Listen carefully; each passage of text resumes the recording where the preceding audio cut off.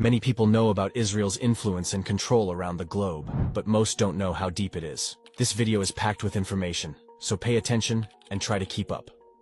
Let's start on the surface. Piers Morgenstein. Piers works for Rupert Murdoch's Talk TV.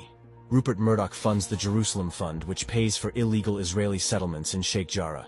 In addition, Rupert Murdoch along with Jacob Rothschild also have shares in Genie Energy, which has deals in Israeli-occupied Golan Heights. Side note, Genie comes from Ginny, a weird name to call your company. Back to Piers, he also works with Norwood Charity, whose founder is Mendelssohn. He was the chairman of Labor Friends of Israel, and is the head of the Israeli lobby, the Abraham Accords.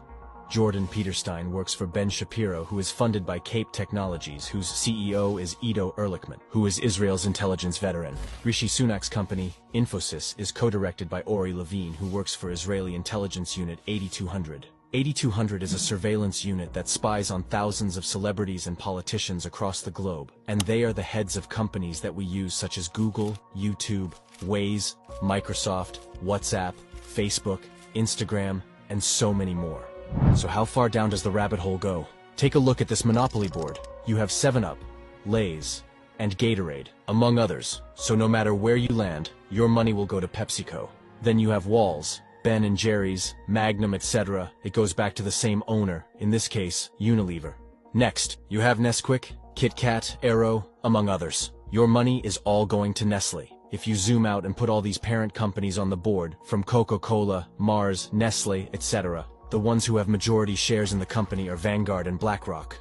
But it gets deeper. When we leave the packaged food and enter into the tech companies, we find Samsung, Apple, Facebook, etc., all owned by them.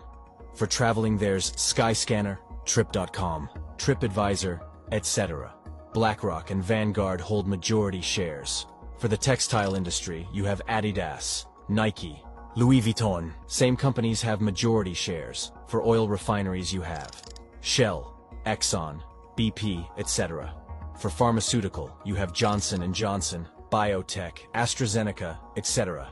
For vehicles, there's Audi, Toyota, Ford, etc. For the media, you have CNN, ABC, CBC, so on and so on. So let's make one final monopoly board.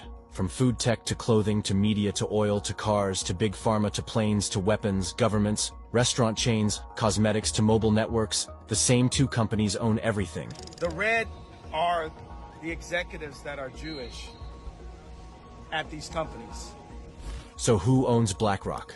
The chairman and CEO of BlackRock is Larry Fink, who had this to say about the genocide happening in Palestine.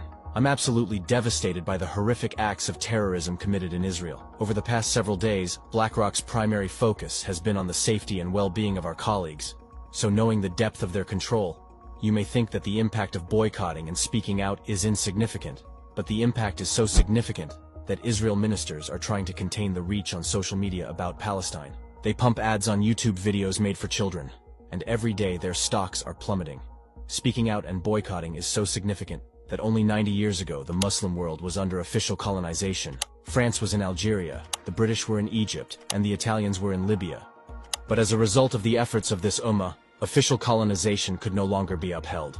When you look at it like that, this modern monopoly board, which some call the Matrix, is officially on its last legs and on its way out. Allah mentions in the Quran, the parable of those who take protectors other than Allah is that of a spider spinning a shelter. And the flimsiest of all shelters is certainly that of a spider, if only they knew.